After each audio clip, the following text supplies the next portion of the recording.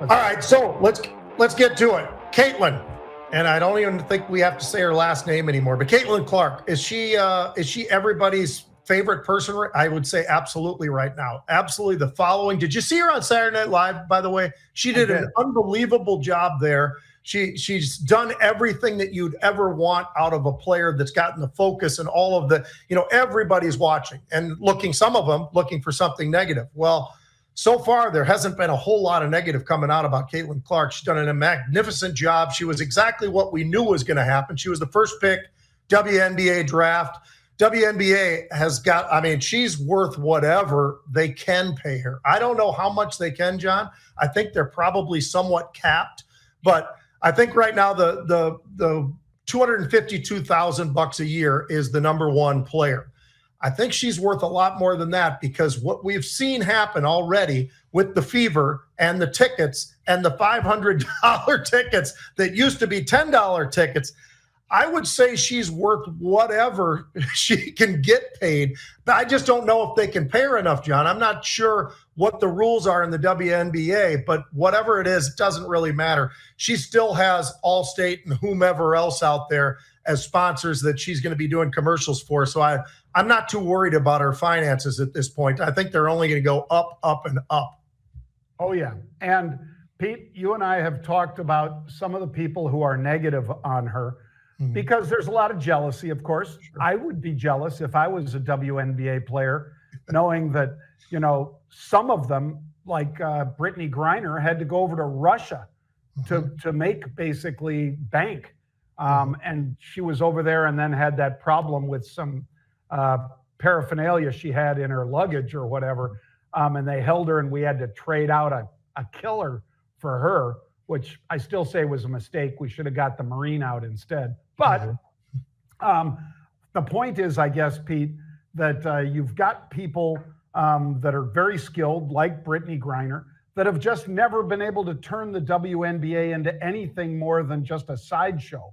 The tickets for a lot of these games, believe it or not, folks, are between $3 and $5. Well, all of a sudden you sign Caitlin Clark, the Indiana Fever do, and they haven't signed her yet, but she will play for them.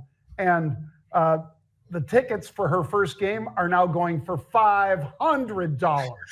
$500. And all of their games, I think only one game of theirs last year was on TV, Pete, the Indiana Fever. Maybe it was a couple, but this year I think almost every game is going to be on TV because that showdown with her and LSU drew 14.2 million, which we talked about. And I think she is potentially the savior of that league, but the league's going to have to, change some of the things they do. We'll talk about that at another time, but the WNBA is owned by the NBA. They can survive, but for them to thrive, they need a lot more Caitlin Clarks and a lot less problems like they've had up until now to keep the games exciting and keep fans paying real dollars instead of $3 to $5. I think the best clip I saw, John, were the players that are already with the Fever and immediately ripping off what they had on and putting on, their Caitlin Clark jerseys and everything. I thought that was really cool that they were so excited. And we all knew she was the number one pick. We knew she was going to the Fever, but they were prepared for it. They were excited about it. It just shows you they know that she's a good team player and they want to have her on the team, obviously.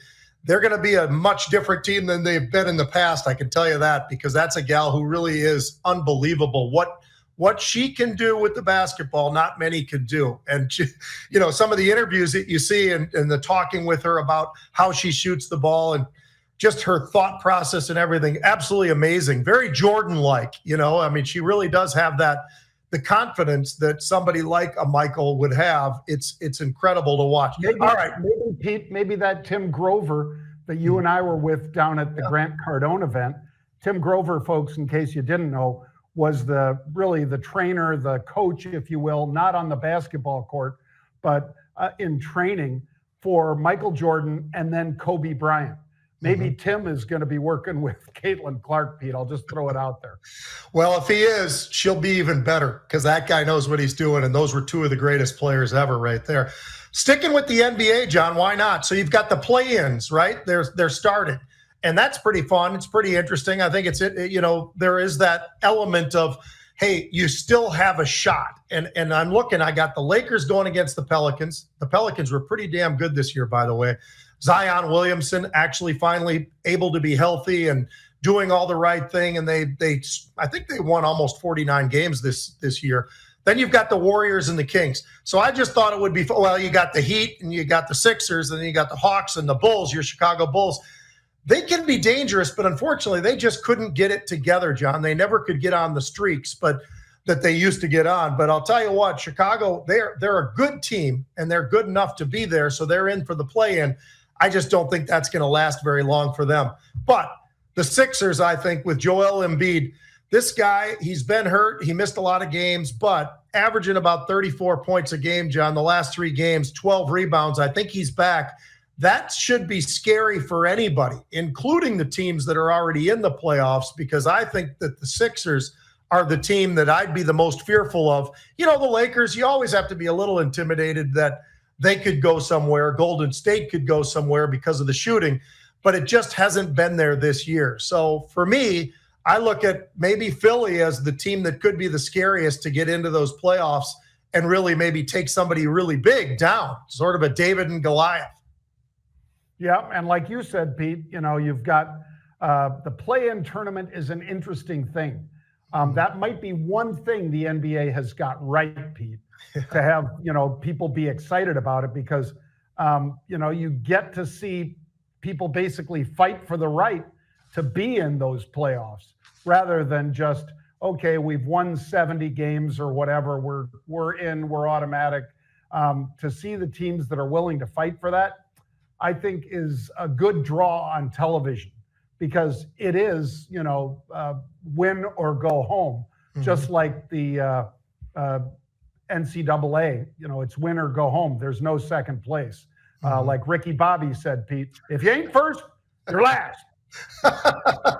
Ain't that the truth? Well, it should be a lot of fun. I think, it's interesting that this time of year that, first of all, we're bringing up the WNBA. I don't know how many times we've ever had the opportunity to do that, but it makes sense. Caitlin Clark, special player, unbelievable, obviously had an incredible career, could have stayed one more year if she wanted to, but she'll be in the WNBA, and she's going to make a huge difference there, John. Yep, and she's already, late night shows, not just Saturday Night Live, but late night shows won her. She's very popular, and she's going to be good for all the other players in that league because people are actually going to tune in and watch those games because they liked watching her play. So it might be what finally cracks the code and gets people interested in watching the WNBA because up until now, Pete, it's wonderful that the Liberty wins. It's wonderful that, Minnesota wins, but come on. The viewing audience was, room temperature. Now it's going to get heated up.